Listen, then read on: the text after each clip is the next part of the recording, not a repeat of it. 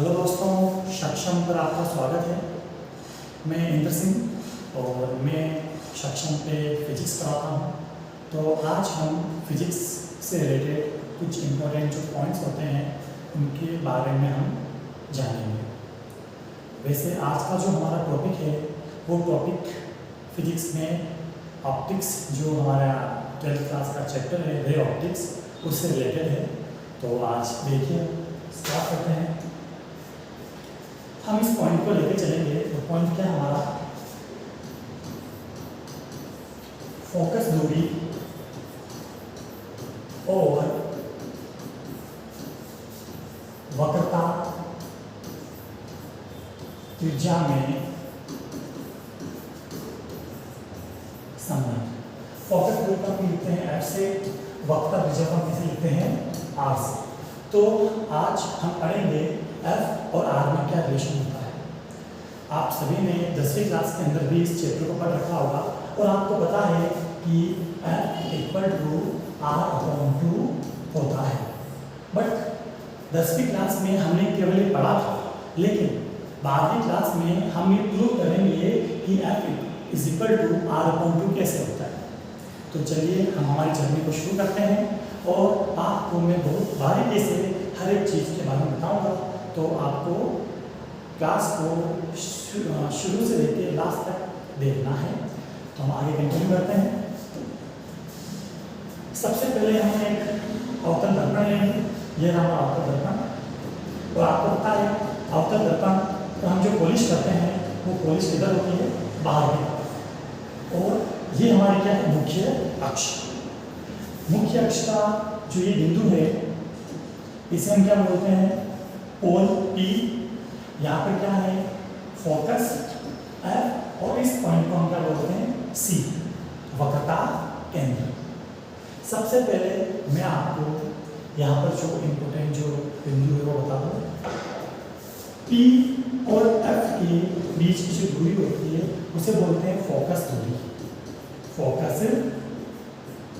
दूरी। P और C के बीच की जो दूरी होती है उसे बोलते हैं R, मतलब वक्रता त्रिज्या।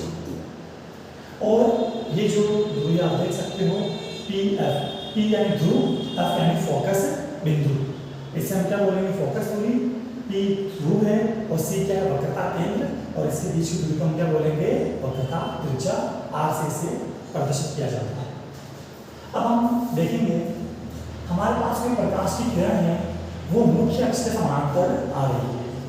हम जानते हैं, नियम पढ़ रखा है हमने, जब प्रकाश किरण मुख्य अक्ष के समानांतर आती है तो परावर्तन के पश्चात वो फोकस से होकर गुजरती है। कहाँ से होकर गुजरती है? फोकस से।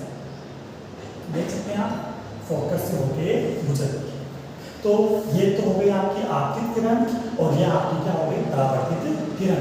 और जिस बिंदु पर ये टकरा रही है इस बिंदु का नाम क्या दे रहे हैं? M। बिंदुओं का नाम इसलिए दे रहे हैं ताकि हम आगे हम जो त्रिभुज की रचना करेंगे वहाँ हमारे लिए हेल्पफुल होगा। अब इस M बिंदु को मैं एक C बिंदु से मिला रहा हूँ। इस M बिंदु को मैं किससे मिला रहा हूँ? C बिंदु से। एक मिनट किया, देख सकते हैं M बिंदु को हमने किससे मिलाया? इसे C बिंदु से मिलाया है। अब हमने जो परावर्तन के नियम पढ़े थे आपको याद होगा, मैं आपको बता दूं थोड़ा सा परावर्तन का नियम। ये अगला होता है, इसे N से लिखते हैं। यह आपतित किरण और ये परावर्तित किरण। आपतित किरण अवलंब के साथ क्या बनाती है? Angle I। और परावर्तित किरण क्या बनाती है? Angle R। तो यहाँ भी वही हो रहा है। आप देख सकते हो कि ये जो आपतित किरण है यहाँ पर क्या बना रही है? Angle I। और ये परावर्तित किरण यहाँ पर बना रही है एंगल R। तो इस चीज को आपको समझना है।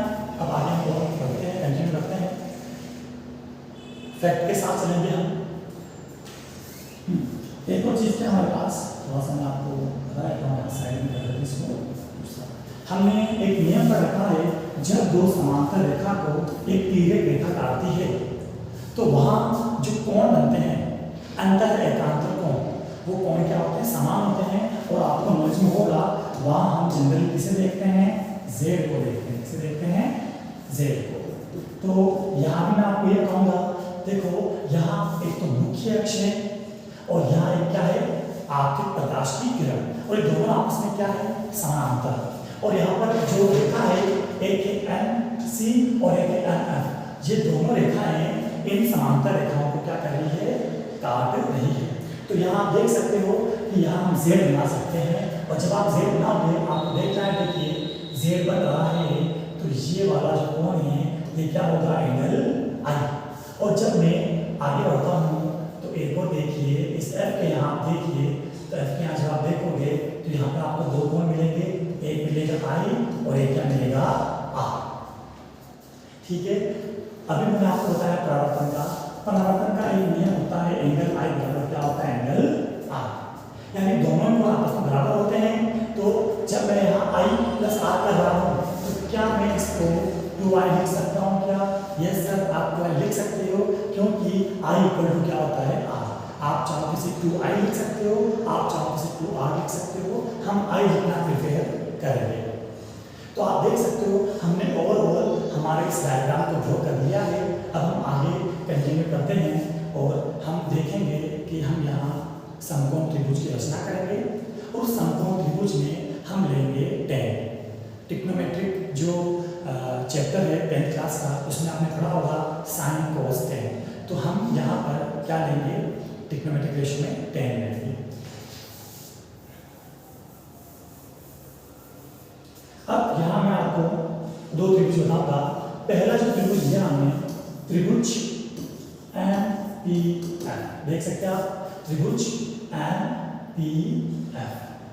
दूसरा जो हम त्रिभुज लेंगे, त्रिभुज MPC, त्रिभुज MPC।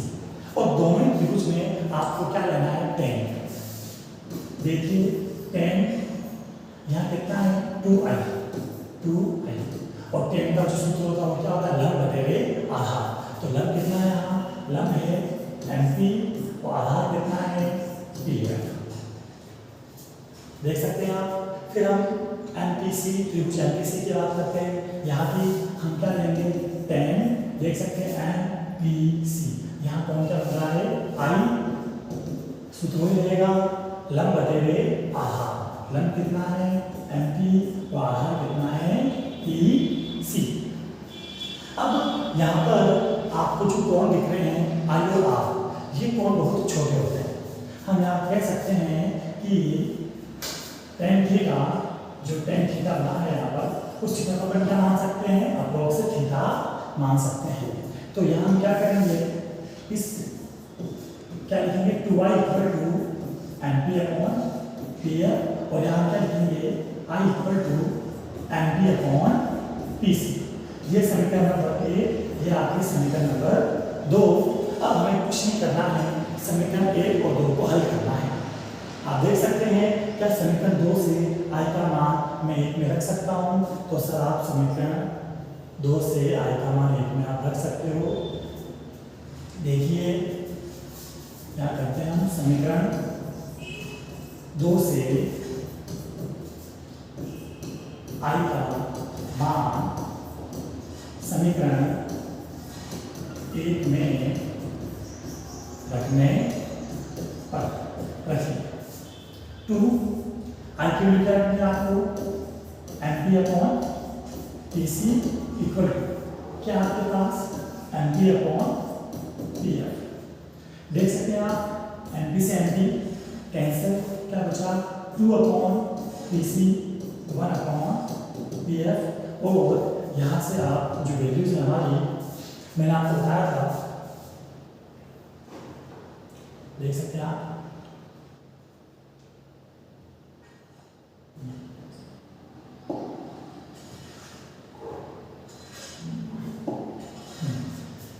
PF को क्या लिखेंगे हम, F, और PC को क्या लिखेंगे, R। तो आप देख सकते हैं 2 upon R equal to 1 upon F, या फिर आप इन्हें क्रॉस मल्टीप्लाई कीजिए तो आपके पास क्या आएगा, R इक्वल टू 2F। या थोड़ा सा आगे शुरू करेंगे तो F इक्वल टू क्या आएगा, R/2। ये हमारे पास रिलेशन आ गया इसमें F/R। तो आप देख सकते हैं किस तरीके से हमने इस रिलेशन को समझने की कोशिश की।